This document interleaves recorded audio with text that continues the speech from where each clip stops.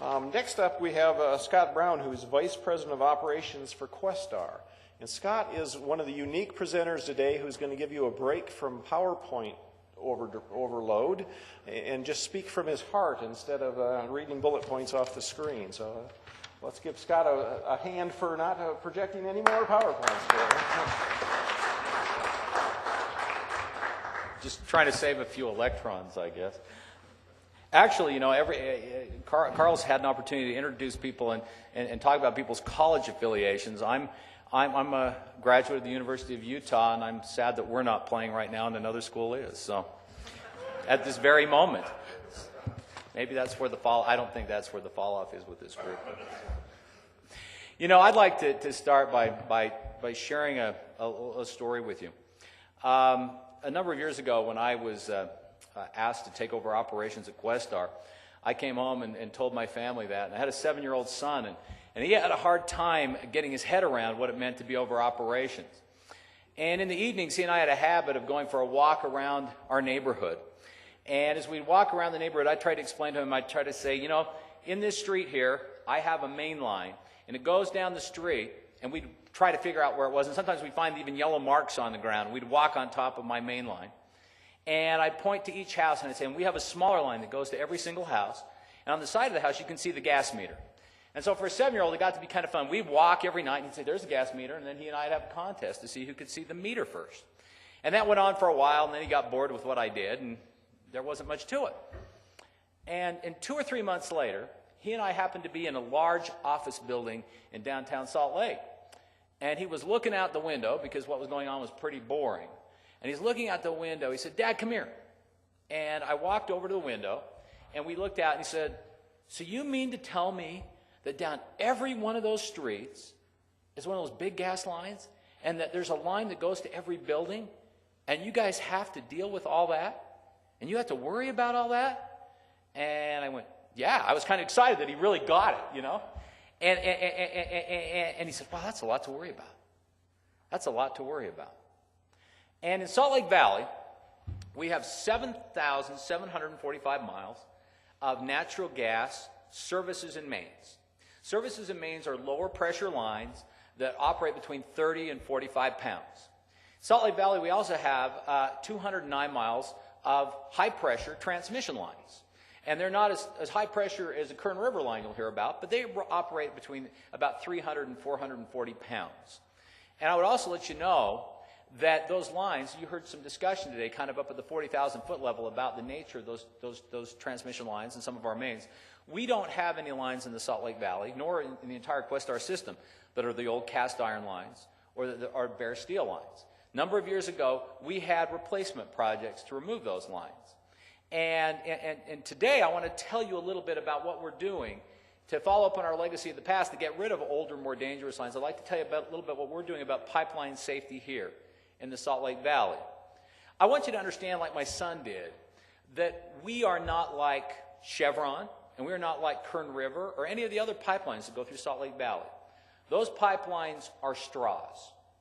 Basically, they come through and they take their commodity, whether it's natural gas or whether it's a liquid, and they move it through the valley from one point to another. Kern River starts in Wyoming, passes through the valley, and they don't really have many ins and outs. They drop off some gas to us, and that's pretty much it. Chevron comes through. They don't really have any ins and outs either, except to drop it off up at the refineries. We are spider web. We're not a straw. And we extend everywhere. And literally, down every one of those streets and up every one of those driveways, in every one of your yards and in every one of your streets, are our lines. I want to tell you what we're doing about those lines. First, with regards to the high-pressure feeder lines. We have a number of lines in our system that are 50, 60, 70 years old. And we decided in 2007 to embark on a replacement project to, over the next course of 5 to 10 years, take those lines out of service and replace those. In the Salt Lake Valley, we replaced feeder line 7, which goes down State Street. We replaced feeder lines 4, 5, and 11, which go down 33rd South. Feeder line 12, which is on 9th West, which was one right in the heart of Salt Lake City.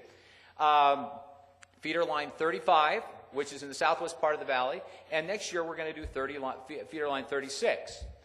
Those represent, in a 5-year time period, from 2007 through 2011, $105 million capital investment by Questar to replace the old lines with the new. Over the course of the next 5 years, we will make comparable investments to replace the balance of these feeder lines in the Salt Lake Valley. Also, in the past 5 years, we spent approximately $30 million replacing smaller diameter lines and lower pressure lines in the Salt Lake Valley, including, for those of you who live in Salt Lake City, the 8 South project. If you've gone through 8 South, that's part of our belt line that goes around Salt Lake City and is a large diameter, lower pressure line to provide gas for all the infrastructure for Salt Lake City. And we've successfully replaced a portion of that. We have more of that we're replacing this year. If you're in the city, you may be interested in that.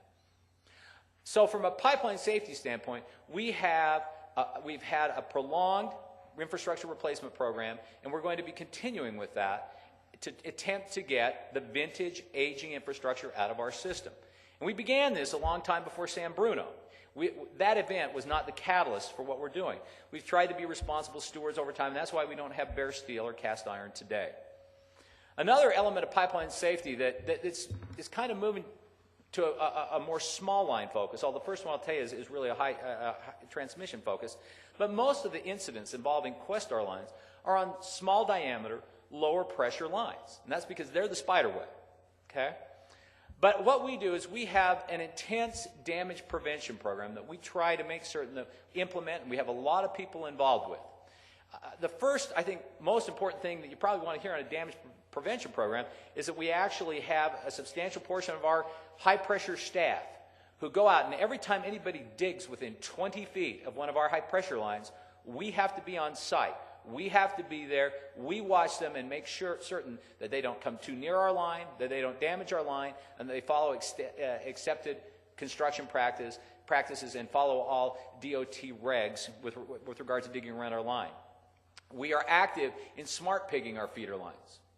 So at least on the high pressure side, we do a lot of damage prevention work. On the more intermediate pressure side, the lower pressure sides, we currently chair Utah's Blue Stakes Board of Directors. That's the one call group for people who aren't from Utah. We are very active in the Common Ground Alliance. That was referred to earlier, the national group that kind of is bringing all the excavation contractors together. We actually are very involved with their best practices. We spend a lot of time and tremendous amount of resources doing contractor training around the state to augment and support Blue Stakes in their efforts to try to make certain that people understand the risk and peril of digging too close to natural gas pipelines or to dig around them without them being previously marked. We do an extraordinary amount of customer communications. I'm going to ask this room, and I want a true answer. How many of you read your last Questar gas bill insert? Good. And those of you who read them with frequency, you know that we promote 811, call before you dig in there. We send reminders probably every second or third bill insert that says, please respect that. We do a lot of other communication. We may make that communication in home shows. We do that through contractors associations, through the Rocky Mountain Gas Association, which is a contractors group. And that's important to us to be able to make that communication. We also, I got a whole long list here. Oh, in last April, we sponsored Safe Digging Month. We were the prime initiative for having Governor Herbert have April last year be designated as Safe Digging Month. And lastly, I think one of the things that we feel most proud of is that we are generally the pushing body, the sponsoring corporate body for enhancing blue stake legislation in the state. That's a big deal, and I'm going to talk a little bit more about that. But our damage prevention work, I think, has really made a difference. And I want you to listen to these statistics. In 2007, we had 2,359 third-party incidents with regards to our pipeline. In other words, 2,300 to our distribution system. We had 2,359 incidents where a contractor or a homeowner dug up our line and damaged it. Okay, 2,359. That's a big number, and that's not an acceptable number. Through all that damage prevention work we've done since 2007, in 2011, we had 1,057 third-party incidents. So we have reduced that about 70%. And we feel like that we've made some progress there. An interesting thing is that in 2011, of those about approximately 1,000 third-party incidents where somebody just dug into our line, they didn't call to get it marked, or they made an excavation error, 74% of those were due to the fact that they didn't call, to have blue stakes come and locate their line, or they just made a mistake digging. Okay? The marks were there, and they did a bad job. So about 750 of the incidents were due to that error in 2011. In 2007, remember we had the much bigger number, the 2,300. About 2,000 of those incidents were due to that error, to not either calling not to be marked or because you made an excavation error. So we've gone from 2,000 of those, what I would call negligent acts on the parts of contractors, down to about 700 in the past 4 years. I think we've made some real improvement there, and we're committed to continue to provide that type of damage prevention support in the state, either through us directly, through the Blue Stakes groups, through the Common Ground Alliance, or other groups. Because it's such a high-risk profile of the public.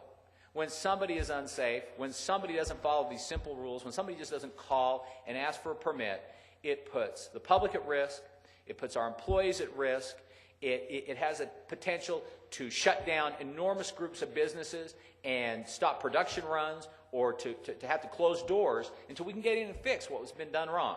It's something that we take extraordinarily seriously. I think another thing we're doing with regard to damage prevention, and I wasn't going to talk about this, but when the mayor brought it up this morning, I thought I'd just tell you what we're doing on that front. The mayor talked about emergency preparedness this morning. And he talked about earthquakes, and that's something that really frightens us. And we have an emergency preparedness team who's been very active about dealing with the logistics of emergencies of late. One of the things that we've done fairly successfully is have our engineering group really analyze fault crossings.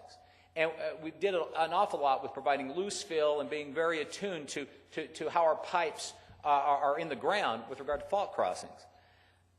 We had, if for those of you who live near Highland Drive and 33rd South, you may remember that intersection was out of commission for about 6 months. We're sorry. We were actually pretty fast on most other things. But we were crossing the Wasatch Fault there where we were putting our 24-inch high-pressure transmission line in. And when we put that line in, we used some new scientific techniques with loose fill and with geofoam. And we think we've got a very good result up there. And we think that's something that we can replicate and clone as we cross faults in the future.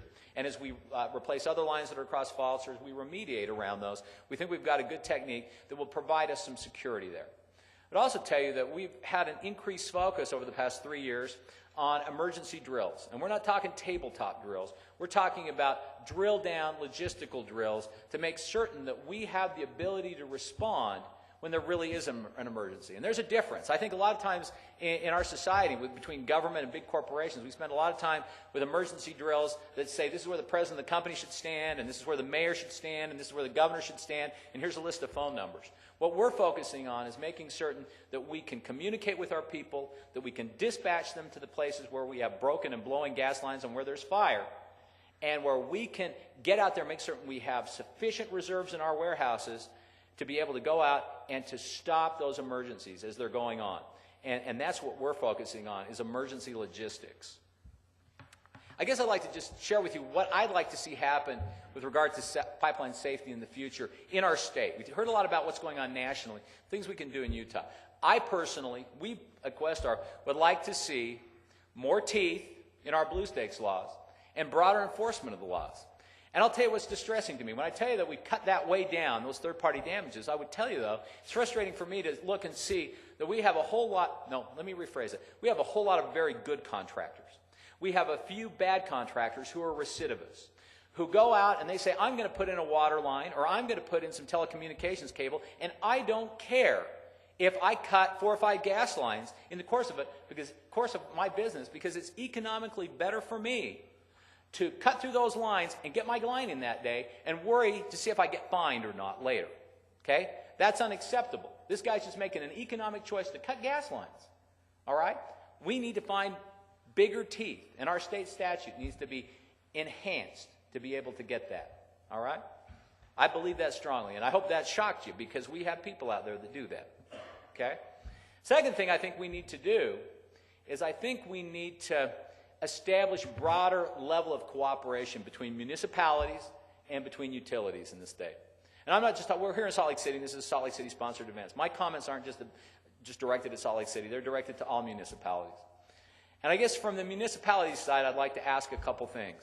I'd like to ask that they view natural gas as critical infrastructure, that they view us as important as roads and as water and as garbage pickup. Because at the end of the day, we keep people safe, we keep people warm, and we ensure the fact that people can go to work and people have jobs. We also generate a lot of the electricity in this state nowadays. So if we're not out there and we're not functioning, society doesn't function either, the same way they wouldn't if they didn't have water, if they didn't have roads. I guess another thing we'd like to ask with working with municipalities, frankly, is that we need to have expedited permitting processes. And we need to try to have reasonable price permits. Permit pricing is radically different from city to city across our state. Very difficult requirements. And I would tell you, when we come in, most of the time when we come in and need a permit, it's because we're trying to address a public safety issue. We're trying to improve something. We're trying to make something safe. We're trying to replace something that needs to be replaced. And if we have to wait weeks and weeks and weeks and pay exorbitant sums to get in, it's challenging to work in those cities. It impedes public safety when those things happen. I would say that the flip side is that we owe some things to municipalities. We need to share with municipalities better what our plans are, where we're going to build, what needs to be built, where we have safety concerns. We need to have municipalities understand our safety procedures and needs so that their public safety representatives and us, that we can merge well together. And I was talking to your deputy chief here today, and frankly, I've been extraordinarily impressed with Salt Lake City. We've had a very good relationship. When we had the line that was damaged by a contractor at the University of Utah, we had to evacuate 23 buildings.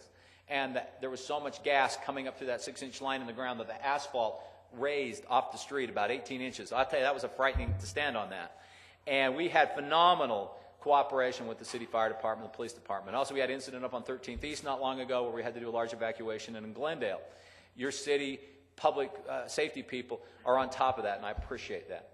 I'd also like to suggest, and Deputy Chief and I were chatting before lunch too, is that I'd like to do this with Salt Lake and other cities. We've done some, but we need to have more emergency drills together, where we are working together to respond together and making certain that we have our roles defined, that our people know each other, and that they trust each other.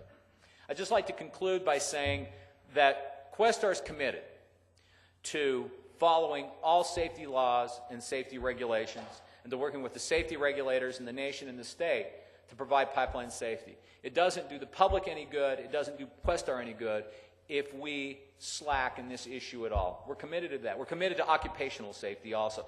That's a big thing to us. We think those are synonymous. We think if we create a culture of safety, how our employees work, whether they're safe and careful in their jobs on a day-to-day basis, how we maintain our lines, will create a safety culture that will cause us to be able to be better and to keep you safer. Thank you very much.